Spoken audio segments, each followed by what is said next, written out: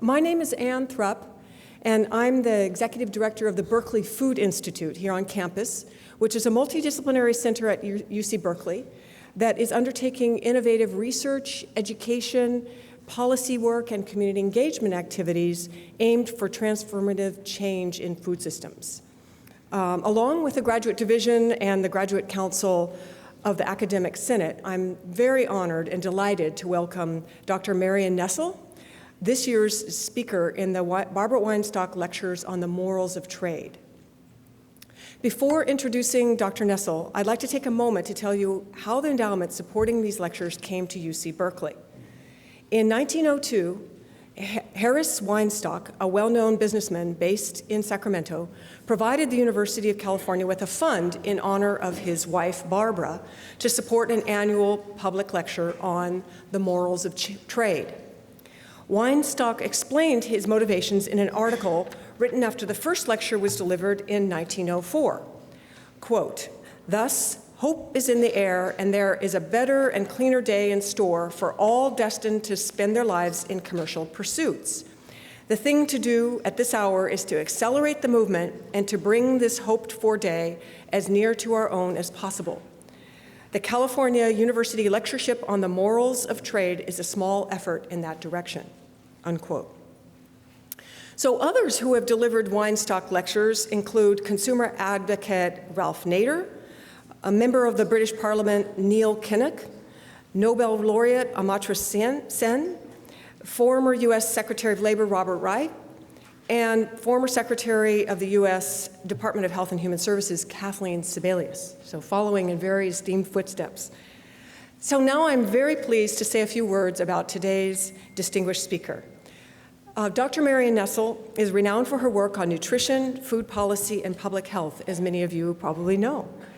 Her research and writing are widely read by both popular and academic audiences.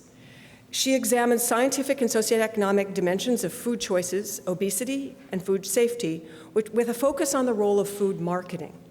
She is a prolific writer. Several of her award-winning publications include Food Politics, Safe Food, What to Eat, Eat, Drink, Vote, and Soda Politics. She is also the author of 2 books on pet food, Feed Your Pet Right, and Pet Food Politics. I bet some of you didn't know that. From 2008 to 2013, she contributed a monthly Food Matters column for the San Francisco Chronicle food section, and she blogs almost daily at www.foodpolitics.com. So also, Marion Nestle earned her BA in bacteriology, her doctorate in molecular biology, and master's in public health and nutrition, all from UC Berkeley. So she is undoubtedly a Cal Bear. And this is a special homecoming, I think, that we're all so delighted that she was able to come. She is currently the Paulette Goddard Professor of Nutrition, Food Studies, and Public Health at New York University, the department she chaired from 1988 to 2003. She's also Professor of Sociology at New York University and visiting professor at Cornell University. From 1986 through 1988, she served as a senior nutrition policy advisor in the Department of Health and Human Services and the editor of the 1988 Surgeon General's Report on Nutrition and Health. Dr. Nestle has received numerous awards and honors.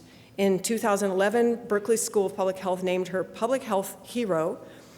Michael Pollan ranked her the #2 most powerful foodie in America after Michelle Obama. And Mark Bittman ranked her #1 in his list of foodies to be thankful for. Yay. In 2013, she received the James Beard Leadership Award, and in 2014, the U.S. Healthful Food Council's Innovator for the Year Award, and the Public Health Association New York City Media Award. In 2016, her book, Soda Politics, won literary awards from the James Beard Foundation and the International Association of Culinary Professionals. I'd like to add, more personally, that Marion's work is a tremendous inspiration to thousands and thousands of people. She is a great hero for many of us affiliated with the Berkeley Food Institute and the UC Berkeley community far more widely. In her lecture today, Dr. Nessel will address cultural, economic, and institutional factors that influence food policies and choices, and the balance between individual societal responsibility for those choices, and much more. I'm sure you will be enthralled. Please join me in welcoming Marion Nessel back to UC Berkeley.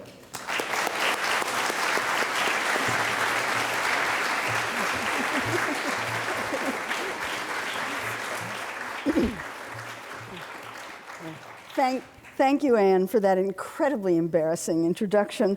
And thank you all for coming on this absolutely beautiful day. I'm thrilled to be here to give this lecture. I have to say that when I was invited to give it, my initial reaction was, what does what I do have to do with the morals of trade? And I'm going to start by trying to explain that. I think I figured it out. First of all, I had some help. Steve Lubin, who is someone who is connected to the Weinstock-Lubin family, sent me a whole lot of information about it and told me that Harris Weinstock had something to do with Industrial Relations Commission and was market director in California in the early 1900s. And his half-brother, David Lubin, founded the International Institute of Agriculture in Rome. Together, they owned a vineyard, they owned wheatland, they promoted cooperatives, gave speeches about trade and tariff issues, and did a lot of observations of European agriculture. So that's a connection. That I couldn't find out anything about Barbara Weinstock. She apparently did not have her own identity, and that's a worry. I'd like to know more about her. The morals of trade was a really big issue in the 1870s to early 1900s. There were books written about the sins of trade and the morals of the way that trade policy affected society. And some of that comes right up to the present time. The easiest analogy is fair trade, where there are now books about fair trade and lots going on with that, so that the fair trade movement, which is the connection between these old ideas about morals of trade and the kind of work that I do about the 21st century food movement, fair trade is about making sure that the producers get sufficient money for the work that they do, that there is no child or forced labor, that there's no discrimination, there's gender equity, there's capacity building, and there's a lot of concern about the environmental impact of what people are doing. And these are all part of today's food movement. But I want to start this from work of Kate Clancy in 1982. Kate Clancy was a doctoral graduate of the, I think, the nutritional science program here. And in 1982, she wrote a paper that, for me, was absolutely life-changing. She asked a question that I didn't think anybody had ever asked before. Is it moral? Is it ethical for food companies to make and profit from highly processed foods of low nutritional value, what we rudely call junk foods? Is it moral to urge people to consume such foods? Is it moral to market such foods for children? And this, I have to say, changed the way I thought about the whole issue of food choice and food production. And if bringing that right up to 2017, I want to add a few questions to that. Is it moral to sell and market ultra-processed junk foods? That question still exists. To support unhealthful, inequitable food environments, to market junk foods in developing economies where people certainly don't need them, to work as hard as they possibly can to oppose any public health effort to improve dietary intake, to spy on public health advocates, to fund health organizations to buy their silence around food issues, or to fund research to promote and protect sales of products, which is the subject of the book I'm working on now. I think these questions are really important to ask, and they're questions that drive the food movement. And I approach these questions from what is called these days food systems. Food systems has a lot of meanings for a lot of different people. I'm going to give you my version of it, which is everything about food production and consumption, from science to food for agricultural production, to nutrition, to public health, and to food advocacy for a healthier and more sustainable food system. It's just the big picture. And I'm interested in the big picture because I think the most important public health problems that face the world today have to do with food issues. Most important in the sense of the number of people that they affect. Food, obviously, affects everyone. Everyone eats. So the three big problems are food insecurity, not having enough food to meet daily needs, obesity and its public health consequences, personal and public health consequences, and the environmental impact of our food choices. Let me just say a little bit about each of those to get us started on this. The Food and Agriculture Organization of the United Nations says that about 800 million people in the world do not have enough food on a daily basis to meet their needs. That is great news because it represents a decline of 200 million since 1990. If you believe the figures, and there's some question about whether these figures are accurate or whether they represent the result of a change in the way the counting was done. Whatever it is, there are a lot of people who don't have enough food. There are people like that in the United States, and there are plenty of people like that throughout the world. It's a huge problem. At the same time, there are probably 2 billion people who are overweight to the point where they've developed risks or have symptoms of chronic diseases such as type 2 diabetes, heart disease, and so forth. And what is remarkable about the obesity issue is that it's a worldwide phenomenon, and men and women all over the world, in every area of the world, particularly Asia, Southeast Asia, Southern Europe, and Latin America, are gaining weight, developing symptoms of type 2 diabetes in countries that do not have the capacity to help them with treatment. It would be much better if they could present it, if they could prevent those conditions. And what joins the two has to do with socioeconomic status and inequity in income, education, and resources. This article talked about the growing socioeconomic disparity in dietary quality that leads to both undernutrition and overnutrition. And this was a relatively recent article from just a few years ago. But the first time that I saw anything about that was in the New York Times Magazine in 1996, 20 years ago, which had a cover story on how we eat in America divided. And it talked about how different the diets were of people who were educated and had money and people who didn't have money and didn't have resources, so that dietary quality was not only a matter of personal choice, it was also a matter of social class and the environment. Very important concept in trying to figure out how we're going to deal with these issues. The third aspect of the food system that is a worldwide phenomenon is the effect of agricultural production on greenhouse gas emissions. And this is one view of it. I don't want to push this too hard because I'm not sure what the exact figure is. There's our estimates from 10% of greenhouse gases to 25 or 30% of greenhouse gases are due to the way we produce food. Whatever it is, it's a big chunk of greenhouse gas emissions. And if we had a better and more sustainable way of producing food, we would be helping to prevent the climate change that seems to be happening so rapidly. Our food choices also affect climate change, and this is an estimation of the effect of our dietary choices on greenhouse gas emissions. And what it shows is that red meat is the single greatest, red meat production is this, and consumption are the single greatest contributors to greenhouse gases from the foods we eat. Animal foods in general are 60% of greenhouse gas emissions, another 25% from processed foods, and the ones that are the lowest are fruits and vegetables and grains, just the foods that nutritionists are always telling you to eat.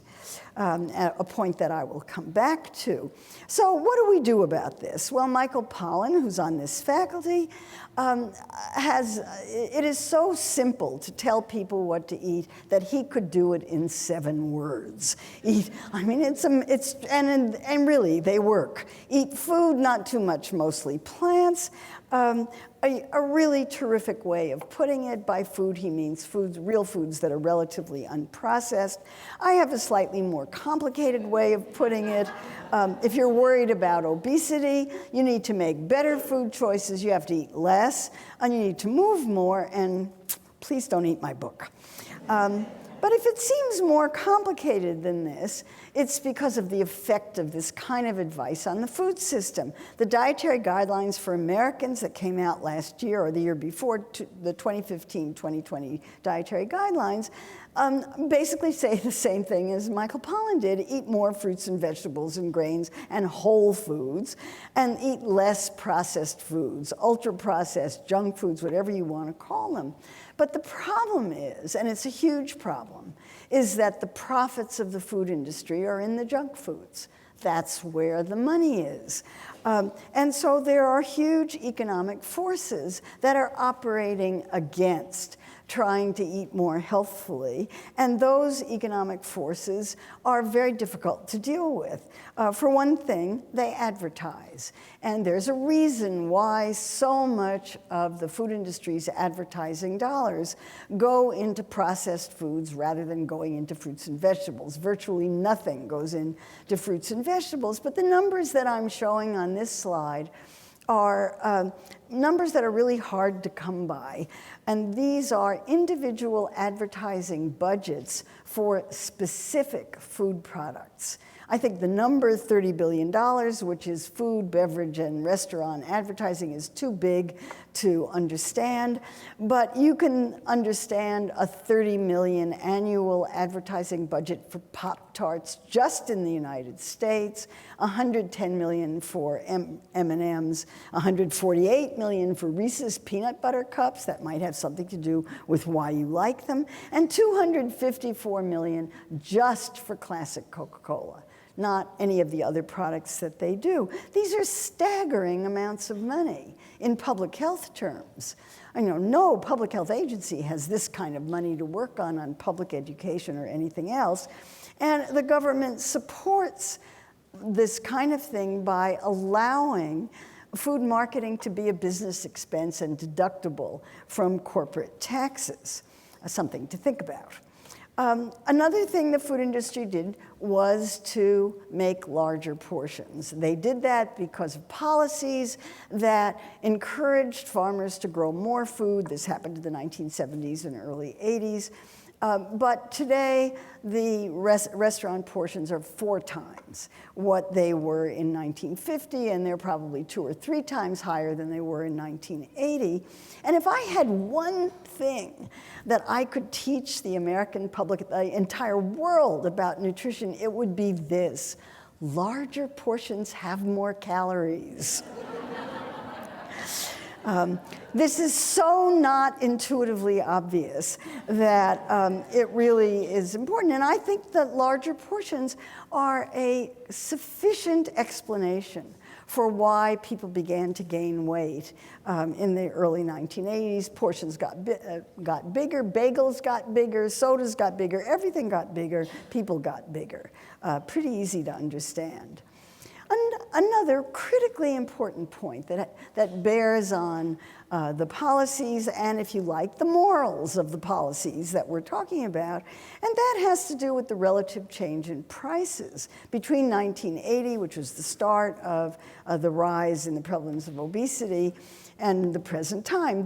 This slide may be hard to read, but the line in the middle of it is the relative increase in price that occurred in the entire food system.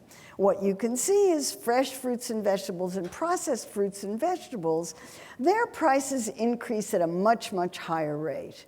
than the prices of, for example, sugars and fats, which we're supposed to eat less of, and soft drinks, which I wrote a book about eating less of. This is, I think, the result of federal policies that allow the prices of some foods to be higher than others. And this is a complicated issue, but if poor people think that fruits and vegetables are expensive, it's because they are. And so we have a system in which the government, in conjunction with the food industry, have created an environment that encourages people to eat more and to eat more of the wrong kinds of foods. So if that's how our policy has led, then we need to change policy. And a couple of years ago, Mark Bittman, Michael Pollan, Ricardo Salvador, and Olivier de Schutter wrote a document for the Washington Post about how a national food policy is needed and could save millions of American lives. It's a very interesting article to read. It had lots and lots of advice about things to do. But I think it missed a very important point, and it's a point that I want to talk about, which is that in the United States, we have food policies, but they are divided. We have a food policy that deals with consumption, that's nutrition policy, and a food policy that deals with production, that's agricultural policy, the Farm Bill, and so forth. And these have nothing whatsoever to do with each other. And I think this is a very, very serious problem in our country and one that needs to be fixed. So let me introduce this by asking the question, in United States nutrition policy, where is agriculture? United States nutrition policy is expressed in the Dietary Guidelines for Americans, which is a document produced by the Department of Agriculture and Health and Human Services since 1980. It comes out every 5 years by order of Congress, and this is the panoply of examples since 1980. The most recent one, as I said before, came out in 2015. Actually, it came out early in 2016. So the dietary guidelines are organized. The way they're currently done is an academic committee gets together and reviews the literature and writes a research document that in the case of this one was 600 pages. And in that document, the Dietary Guidelines Advisory Committee made this statement that a diet that had more plant foods and fewer animal foods will promote health more and will be less environmentally unfriendly than the current US diet. Something that you would think that everybody could pretty much agree on. The meat industry didn't like it. They didn't like it a lot. They viewed the Dietary Guidelines Advisory Committee report as an attack on the meat industry, and they reacted just the way you would think that a meat industry that was being attacked would react, and they went straight to Congress. That's how the food industry works these days. If they don't like what the agencies are doing, they go to Congress. And Congress, in its infinite wisdom, put into a House Agricultural Appropriations Bill a statement that the Advisory Committee for the Dietary Guidelines is behaving in a very unpleasant way. It's interested in sustainability, climate change, and other things that we would rather that they did not talk about. And we expect the Secretary of Agriculture to make sure that not one word of this gets into the dietary guidelines. And that's in fact what happened. Secretary Tom Vilsack, in March 2015, 6 months before the dietary guidelines were released, made the statement that sustainability issues fall outside the scope of the dietary guidelines. And when the dietary guidelines were released 6 months later, the word sustainability does not appear anywhere in the document in its 144 pages. Searchable. You will not find that word. So much for agriculture as part of nutrition policy. The Dietary Guidelines Committee tried. They failed. What about agriculture policy considering nutrition? Obesity, overconsumption, and any of the other kinds of things that we're concerned about. Well, this brings us to the Farm Bill. And the Berkeley Food Institute is having a meeting in Washington next week in which they're going to be talking about the Farm Bill. It'll be fascinating to see what they talk about and what they think is going to happen in the present administration. But I can tell you what the last administration thought about it. President Obama said of the 2014 Farm Bill, it's like a Swiss Army knife. And I don't know exactly what he meant by that, but what I think he means is it does a lot of things, but it doesn't do any of them very well. So the Farm Bill, what can we say about the Farm Bill? U.S. agriculture policy, does it say anything about nutrition? Yes, it does. The Department of Agriculture came out with the My Plate Food Guide, and that says very clearly, make half your plate fruits and vegetables. Half your plate, fruits and vegetables. Okay. So what else does the Department of Agriculture do? Well, we have Representative Shelley Pingree from Maine to thank for this particular document, which covered the agricultural subsidies from the Farm Bill of 2008, from 2008 to 2012. And what it showed was that 0.45%, less than 0.5% of the total agricultural money that was spent on farm supports of any kind went to fruits and vegetables. The rest of it went to corn, soybeans, oils, cotton, and so forth. Even more of a percentage went to tobacco than went to fruits and vegetables. So there's a big disconnect between parts of the Department of Agriculture, and nutrition is not part of agricultural policy. It absolutely should be, and I hope, Anne, that you will make sure that that conference says so. No. So given this situation, what is the poor consumer to do? If people are consumed about what they're supposed to be eating, it's because they're getting very mixed messages from government, from nutritionists, from everybody. And trying to figure out your way to navigate this kind of food landscape is extremely difficult. And the solution to it is you got to start eating out of a different parking lot. And what that means is changing the food environment so that it promotes healthier eating. And I want to talk a little bit about that. There's a new advocacy organization called Plate of the Union that came out just a few weeks ago with a proposal for the Farm Bill that we emphasize more organic food, we invest in healthy farms, we fight hunger and food insecurity, and revitalize the land and reduce food waste. Reducing food waste is probably the easiest of those, which is why there's so much interest in it. But I think there are other food movement policies as well that are important to look at. And this is a slide I've used for a long time, looking at the various aspects of the food movement, all done in revolutionary terms: the slow food revolution, the organic revolution, the locavore movement, and even the Occupy movement, are all parts of an enormous collection of groups that are working to try to make diets healthier and more sustainable. I wrote a book about food advocacy called Soda Politics that came out 2 years ago, and a lot of it was about how you advocate for healthier diets, using sodas as an example.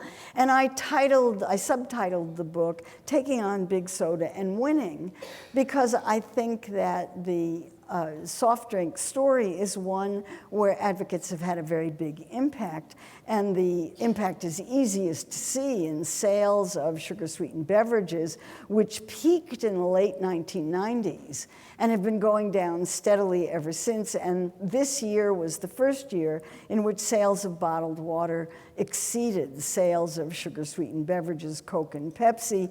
Whether we all ought to be drinking water in bottles is another story. Let's save that for another talk. But from the standpoint of the soft drink industry, this has been an enormous disruption. They think it's due to health advocacy. I'm not going to argue with them about that.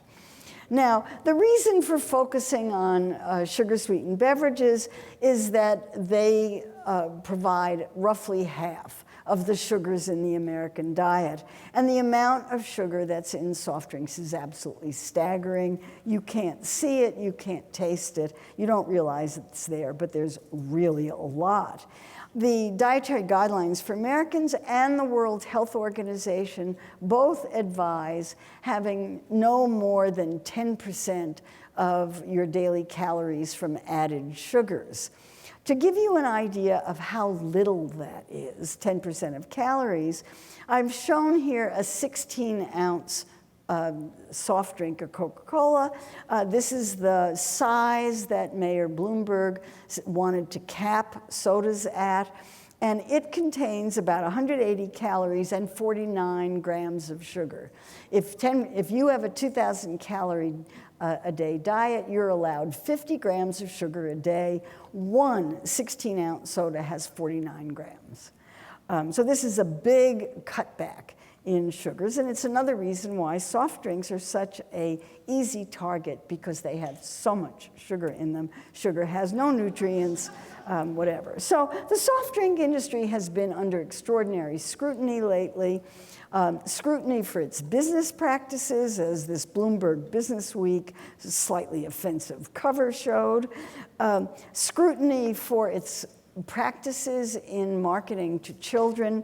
The major soda companies have said that they will not market to children under the age of 12 on television programs aimed at children under the age of 12. This sounds great, but if you think about it for 2 seconds, you realize that there are many, many loopholes in that kind of marketing, and every group that has tried to evaluate whether soft drinks are in fact marketing to children under the age of 12 finds that they are in many other ways, as this Sugary Drink Facts report from the Rudd Center in Connecticut came out and said. The soft drink companies are also under scrutiny for marketing to minorities, which is something that there's a long history about. But they are, minority groups are the largest consumers of sugar-sweetened beverages, and that's where the marketing effort is going. Now, I mentioned Bloomberg's soda cap idea, and because it's another place where ethical issues come in, and where the question is it ethical for food companies to fight public health measures?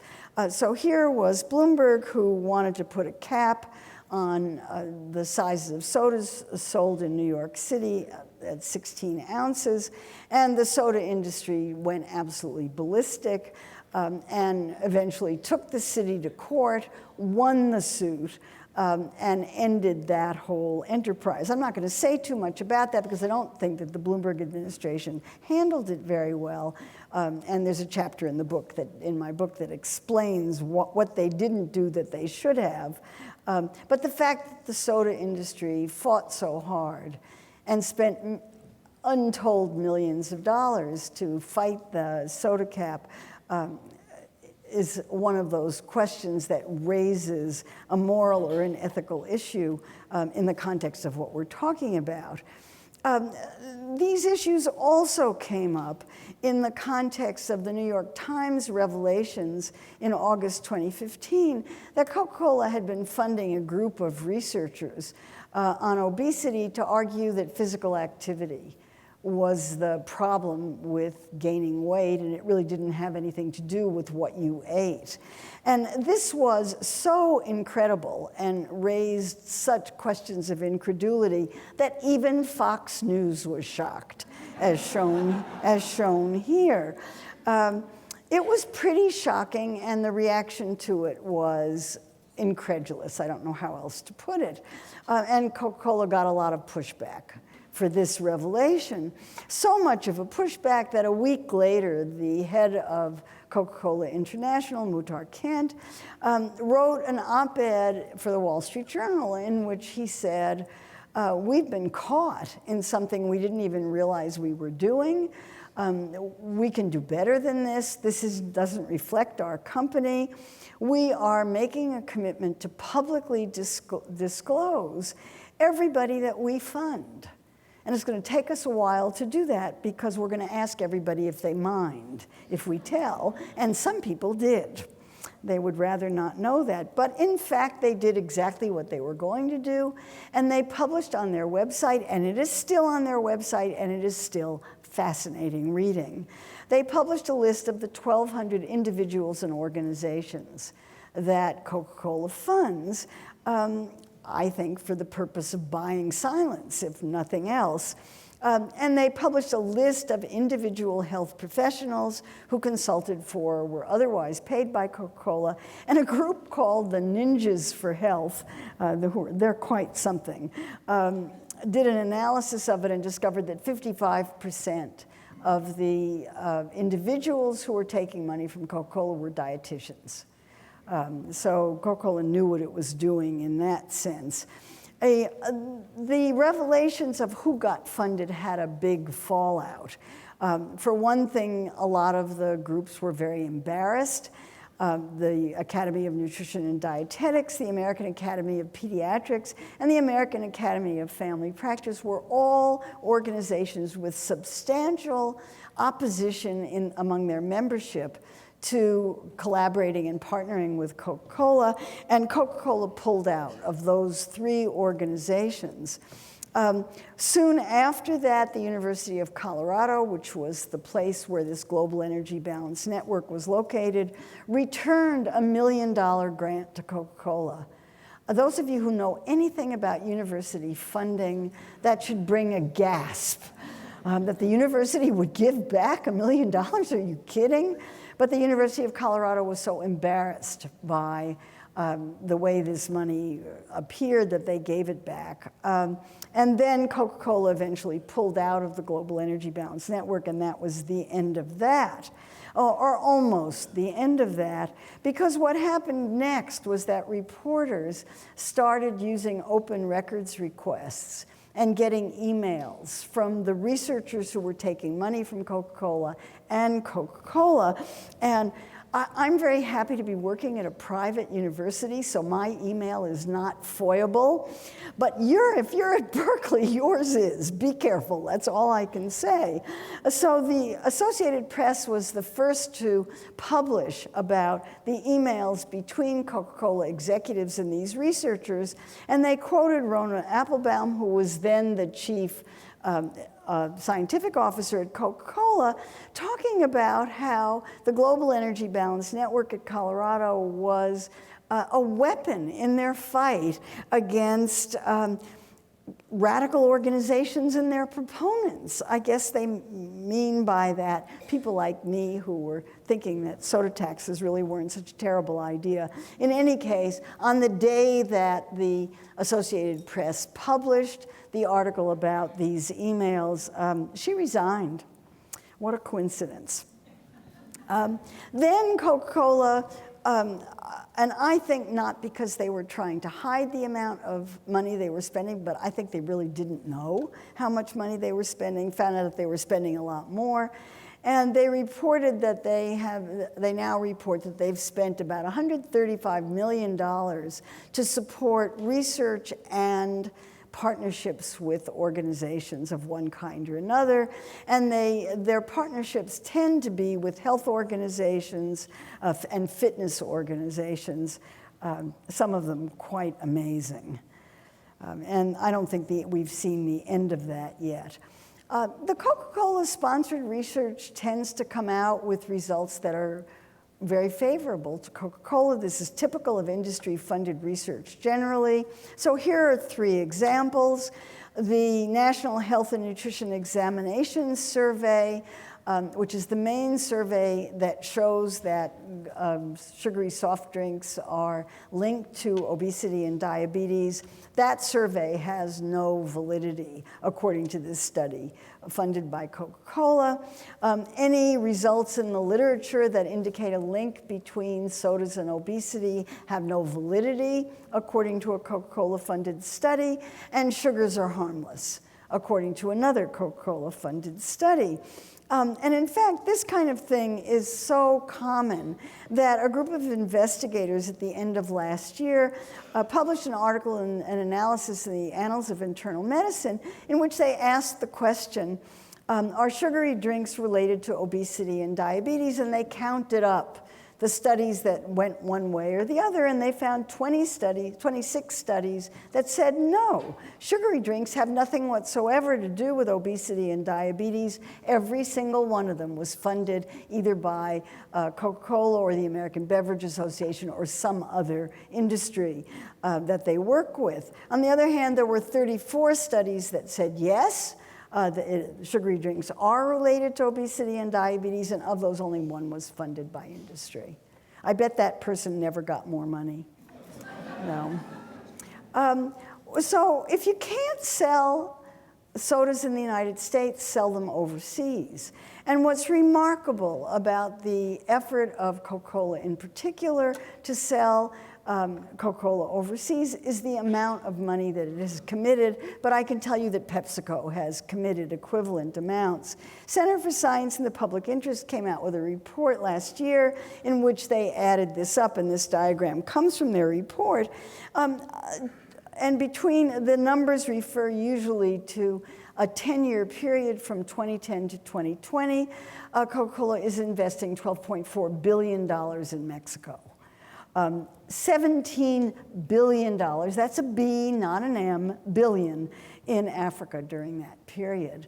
And if you just think about what $17 billion could do for development in Africa, then the idea of building bottling plants and arranging for people to be selling Coca-Cola seems ethically questionable. Is that a fair statement? The other thing that came up, I'm just back from a Fulbright in Mexico at the Institute of Public Health, where these people were still reeling from having spyware installed on their phones. And this is spyware that was invented in Israel to trace terrorists, and it is sold only to governments. Only to governments. And that must mean that somebody in the Mexican government authorized the installation of this spyware on these people's phones.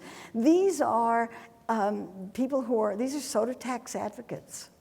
On the left is Simone Barquera, who works at the Institute of Public Health in Cuernavaca and is doing research on sodas in Mexico, or big problem in Mexico. Mexico drinks a lot of soda and they have very high rates of obesity. And on the right is Alejandro Calvillo, who's the head of the leading advocacy organization that is fighting for the soda tax. The units with which they work have Bloomberg philanthropy money, so they're rather well funded for doing their work, and they've been extraordinarily effective. And they have spyware installed on their phones. When you talk to them, they collect everybody's phones and put them in the refrigerator. So that they're not being listened to. I was spied on. When the revelations came out about the leaks of the emails that came out from Hillary Clinton's, the people that worked on Hillary Clinton's campaign, there was a separate set of emails that was posted on DC Leaks, and they're still there. You can go look at them. Because somebody who worked on the Hillary Clinton campaign also was consulting for Coca-Cola at the same time. So by coincidence, when the Russians, I guess it was the Russians, picked up all these emails and posted them, there was a collection of Coca-Cola emails too. And I got very quick messages from people saying, Marion, you're in the emails. I was so excited. So it turned out I was in Australia in the winter a year ago, in the early 2016, and Coca-Cola sent somebody to a lecture that I gave at the University of Sydney. I was talking about soda politics, which had just come out, and took notes. And those notes were passed up the chain of command and ended up in Capricia Marshall's email cache and are now posted for everybody to see. And what they recommended was that my activities in Australia be monitored. I knew that somebody at my talk was from Coca-Cola. I assume that there's somebody from Coca-Cola at every talk I give. Hi. So I wasn't particularly concerned about it. I was just amused by this. But the Sydney Morning Herald did a big article about Coca-Cola's secret plan to monitor the woman whose group I was working with in Australia, Lisa Biro, who works on conflicts of interest. So that was kind of exciting. Not as exciting as spyware, but exciting nevertheless. So this is the kind of thing that the food industry does. It's just that Coca-Cola got exposed. But my assumption is that this is what big food companies do. And Michael Pollan wrote last year in the New York Times Magazine about the Obamas that whenever they did anything serious about big food, they were quickly out-lobbied and outgunned. And then he said, the food movement still barely exists as a political force. I'm not sure that's true. I tend to be maybe more optimistic than he is. And so I want to talk about why I think the food movement is really making progress. And I'll just say personally, I measure it by food studies programs at universities. When we at NYU started our food studies program in 1996, we were it, and everybody thought we were crazy. Who would ever want to study about food? 20 years later, we have all of you in the audience, the Berkeley Food Institute, Janet, your chancellor's enormous food program, and almost every university that I visit has a food studies program of one kind or another. So that's my personal measure of it. But there are other ways to measure it too. The increase in the number of farmers markets, shown on the left, and the increase in organic sales, shown on the right. These are measurable, quantifiable demonstrations of the effectiveness of the food movement. The fight for a minimum wage, the fight for 15, Saru Jayaraman, who's on the faculty at the Goldman School, has been heading up this and is one of the leaders in this movement. It too is having enormous success, not as much as we'd like, but still success. And there are many, many people who are participating in that. The food industry is listening. Sometimes they listen in superficial and cosmetic ways, like taking aspartame or additives or artificial colors or dyes out of foods. That's nice, but it's not world-shaking. Sometimes it's in more important ways, like sourcing animals that were not treated with antibiotics. That one's much more important. So the food industry is listening. And of course, there's soda taxes, with Berkeley leading the way with an advocacy campaign for soda tax that was absolutely exemplary, done advocacy by the book exactly the way it's supposed to be done, and it was no wonder that it passed with a 76% vote. And set an example for lots of other cities that are following this example. And there's a soda tax movement that is now taking place throughout the United States. Here's the current list. The one that's in play right now is Santa Fe. But all of these others have passed taxes, and often with really impressive majorities. It's also one of the things about the tax movement that I think is really important is it's being framed as a social justice issue. That people will be healthier if they're not drinking these things, if they don't have corporations running what they're supposed to be eating in their life. Social justice, moral, ethical, just what we're supposed to be talking about here. It's also a trade issue because the soda taxes have become a worldwide phenomenon. South Africa, Portugal, and the United Kingdom are either looking at or have passed soda taxes, and so our trading partners are getting involved in this. And of course, the most impressive one is Mexico, where I just was, where the advocacy campaign has been carried out at the highest possible level, and the research that goes with it is also being done at the highest possible level, and they've just come out with a paper that documents a significant reduction in soda consumption, particularly among people who are poor, which is exactly the target group that they wanted to get at. So much progress, signs of movements, and then the business community thinks that food activists are your new brand managers. Let's make that true. Would be my recommendation here. So the food industry is scared, they're worried about it, and it's up to us to make sure that we hold them accountable. So that brings me to the moral of the story, which is that I think it's really important for us to exercise our personal moral and ethical responsibility in our food choices. That's vote with your fork. Every time you make a decision about the kind of food you're buying, you're making a vote for the kind of food system that you want to have. Make it happen. Choose fair trade and choose all of these other kinds of foods that will be healthier for people and for the environment. At the same time, I think we have a moral responsibility as a society to change food system policies. I think that's going to be difficult for the next few years, but that doesn't mean that we shouldn't be trying, and it doesn't mean that we shouldn't be trying, particularly at the local level, where real progress can be made. The purpose of this is to make the healthy choice the easy choice and the most environmentally friendly choice. So that's the message that I want to leave you with. And I thank you very much for the opportunity to share this with you today. Thank you. I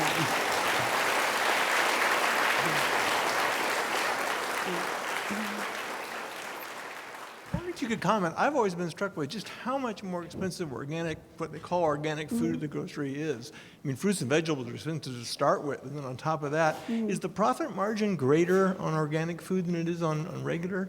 It may, you'll have to ask organic producers here, but it costs more to produce organic food because you have to use better techniques. You need more people. You need some people watching it. You got to hand pick off bugs. You got to do all kinds of things.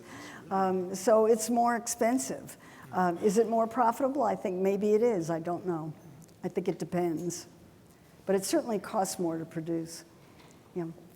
Hi, thank you so much for your talk. I just had a question about the personal moral responsibility. It seems like, to me, we've seen wave after wave of activism change the way that the market works, but ultimately, the corporations that are controlling most of the capital and the resources seem to have misaligned incentives with the rest of society to create a better way of life for everyone.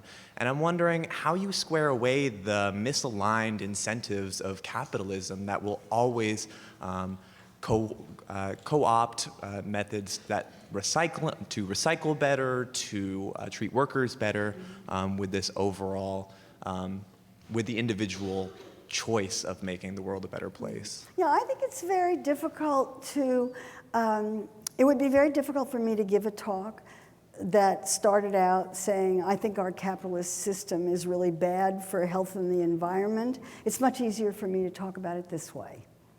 And I think people can hear it better if you talk about it this way. I think what the food movement is doing is trying to create an alternative. It's a small alternative. It's not a huge piece of it, but it's an important piece for a great many people. And if you want to take on capitalism, more power to you. I don't know how to do that. I certainly don't know how to do it now. When half of the voters, or slightly less than half the voters, elected somebody who's very interested in capitalism in his own self-interest. So I'd rather talk about this. I think you can go into a school and change the food in a school and make that food healthy. And people are doing that all over the country, and you're doing wonderful things for the kids in that school, and maybe teaching them about alternatives. I don't know any other way of doing it. I'm not somebody who's willing to take that on. Cool, awesome. I really respect that response. And Yeah. I think one thing I'll just say to challenge you is that with survey after survey, you see that particularly young people are increasingly disenfranchised with capitalism generally and are more open to alternative systems, not only systemically, but also in the way that we distribute resources. So I'd encourage you to check out those numbers because I think there may be a bigger opening than we like to think. So thank you again. Well, then vote. Get out there and vote.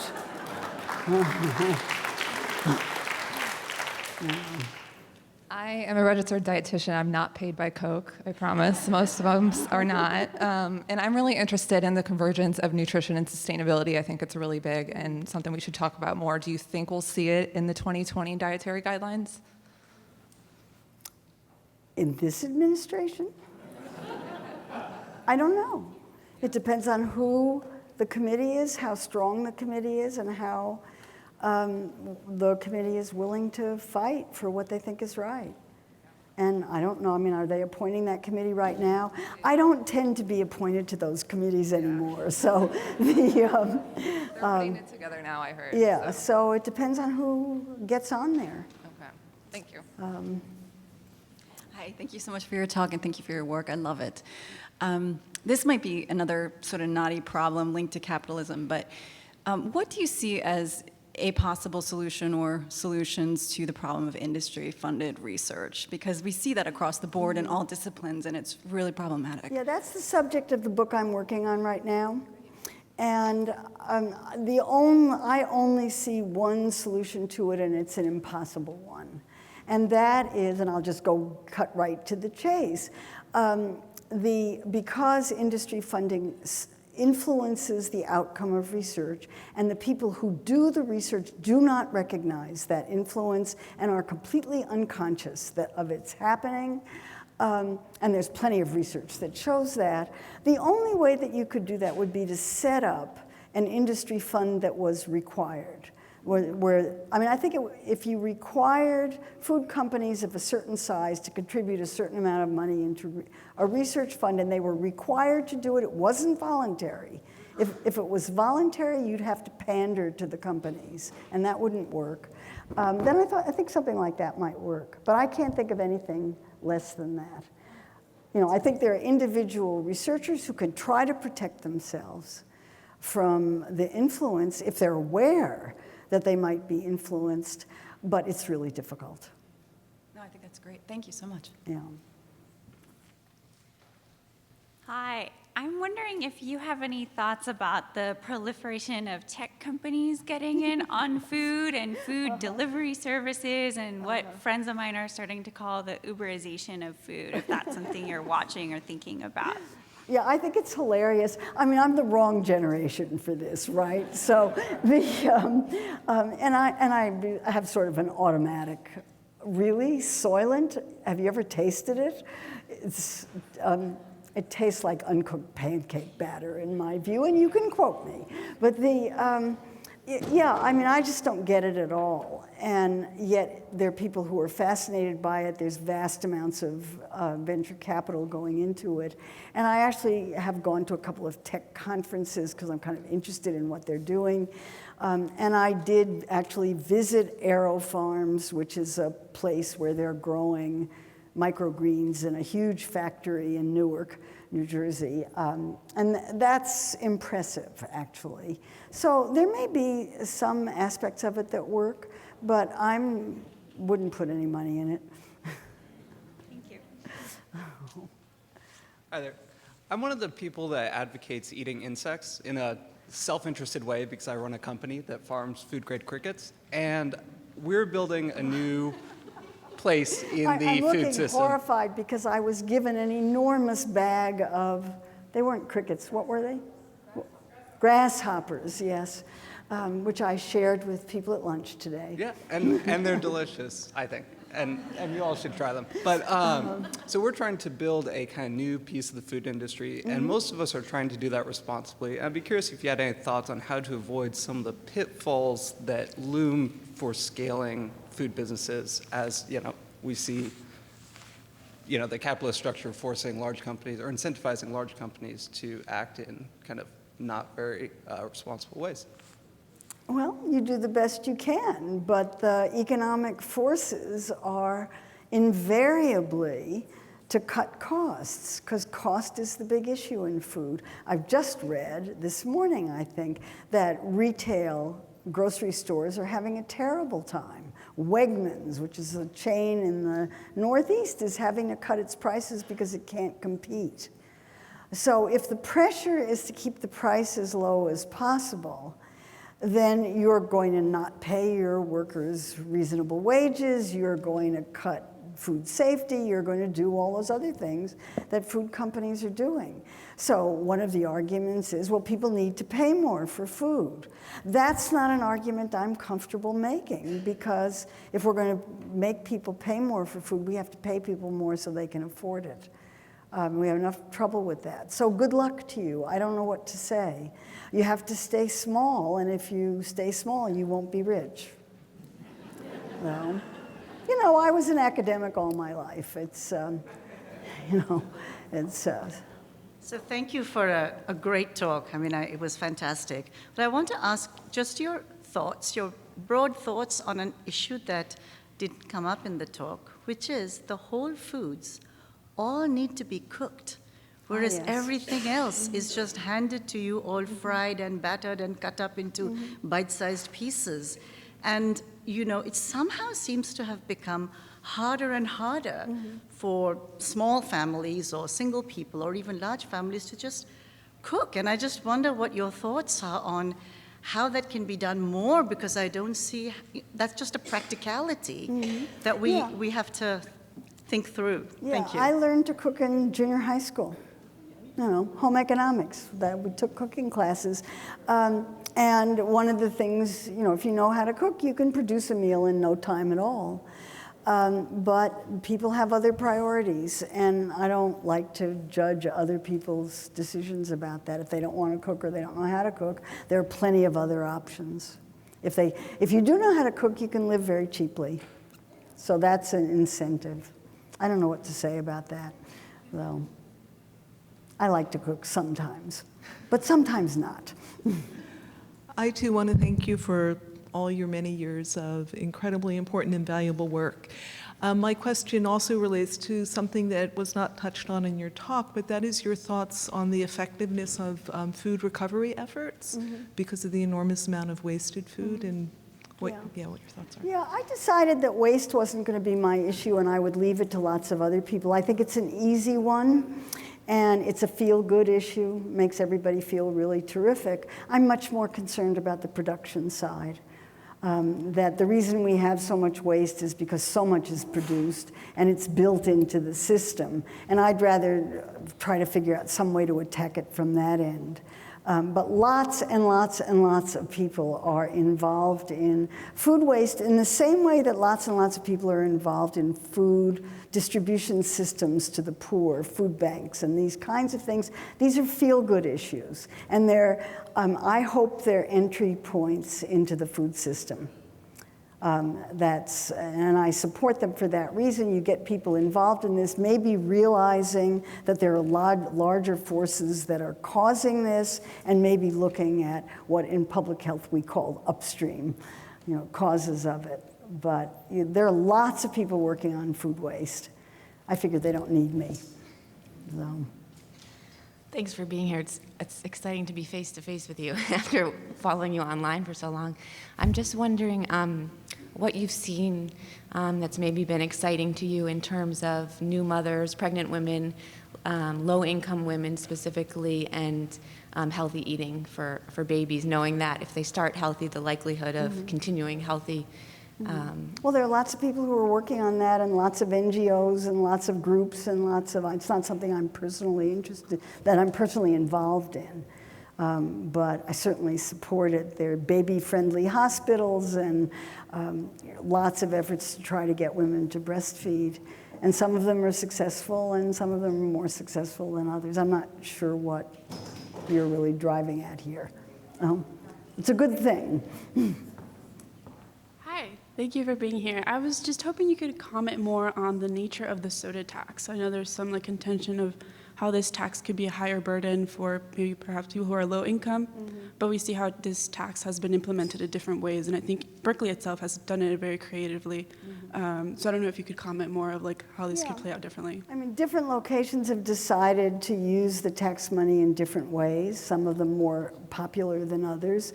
Berkeley, as I understand it, is putting it into child health and child health clinics, and it's actually doing that, so that's great. It's a regressive tax and it's hard on the poor. My answer to that is that type 2 diabetes is a regressive disease. And one of the reasons why the tax passed in Berkeley, I think, was because such an effort was made to do community organizing around, do you know anybody who has diabetes? Does anybody in your family have diabetes? Do you know that the soda companies are deliberately targeting people of low income? And that kind of thing, I mean, real education around the issue. So I think the tax is a phenomenal educational campaign, a sort of an unexpected benefit. Even when the taxes don't pass, soda sales go down. So. Hi, thank you for being here today. I had a question about how we can get those who are most affected by the industry involved in these narratives. And like you were talking about how minorities or people of color are most affected by these industries, and also just access, because just looking around this room and you say we should vote with our fork, many people can't afford to do that. So like how to get more people involved in this food movement. You do community organizing. That's the basis of everything. If you want to bring a large group of people into this movement, you've got to talk to them and find out what they want. You have to listen to them. You need to try to work with them to find out how you can help them get what they want, and expect it to take a long time. It's not something where you can go in and tell people what they ought to want. I don't think that works very well. So I'm greatly in favor of community organizing. It's hard, but it works. So. Thank you so much for your talk. I just wanted to ask you about your opinion of the side effects of a carbon tax on food politics. For one, generally corporations are centralized, so the miles that a product has to travel would be also subject to that tax if the transportation is coming from a fossil fuel source. And as it looks that in the next 10 years, that increasingly worldwide there'll be more and more taxing of carbon, I was wondering how the distinction that Gerard Hastings makes between businesses and industries, between, say, a local socially motivated, also profit-motivated company versus a, fiduciary responsibility investors focused corporation, how this centralization, decentralization with taxing of distance will make various foods more expensive or local foods, say, less expensive. Thanks for asking that. I rarely get asked questions that I've never been asked before, but you just won the prize and I don't have the faintest idea. But I will pay attention to it from now on. Thank you very much. Okay, so if you were to recruit nutritionists, dietitians, and food activists to join your movement, what could you ask us to do to be part of what you're doing? To pick an issue that you care about and get to work on it. There are plenty of them. There are enormous numbers of food issues that people are involved in that they care about. Pick the one that you really feel passionate about and get to work and have fun with it. Activism is fun. Hello. Thank you so much for all your work in coming here. I wonder if you'd comment on diet soda drinks. And do I have to? I don't know some of these Pepsi-Cola and sort of trying to turn themselves into health food companies, or at least change their image in that regard. you think? Well, I have rules about eating, and one of them is never eat anything artificial. So that completely excludes diet drinks because they have artificial sweeteners in them. So they're off my radar. I'm squirming about it because I know lots of people think that they're really harmful and unhealthful. I haven't seen that evidence. I'm not convinced that you do anything except pee out all that stuff. But I don't think they taste good, and there's certainly no evidence that they help people maintain a healthy weight. In fact, there's quite a bit of evidence that people who consume diet sodas, this is an interesting area where you can tell who funded the study by what its result is. So if the study shows that diet drinks help people lose weight and are really healthy, the soda industry funded them. And if the study comes out and says people gain weight on diet sodas, they were probably funded independently. I don't know. I just don't want to have anything to do with them. So I'm not sure that's very helpful. Sorry. And I don't know what the tax people should do. I think probably the more important tax would be a graded sugar tax, like they're trying to do in Great Britain, and that would put a lot of pressure on food companies to reduce sugar, but it would also put pressure on soda companies to put more artificial sweetened beverages out there, and I don't know. I'm stuck on that one. Is that it? Thank you very much. Thank you so much.